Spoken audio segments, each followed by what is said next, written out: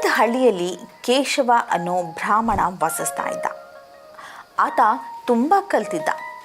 ಜನ ಆತನಿಂದ ಎಷ್ಟು ಪ್ರಭಾವಿತರಾಗಿದ್ದರು ಅಂದರೆ ಪ್ರತಿದಿನ ಆತನನ್ನು ಊಟಕ್ಕೆ ಕರೀತಾ ಇದ್ರು. ಬಟ್ಟೆ ಮತ್ತು ದಕ್ಷಿಣೆ ದಾನವಾಗಿ ನೀಡ್ತಾ ಇದ್ರು.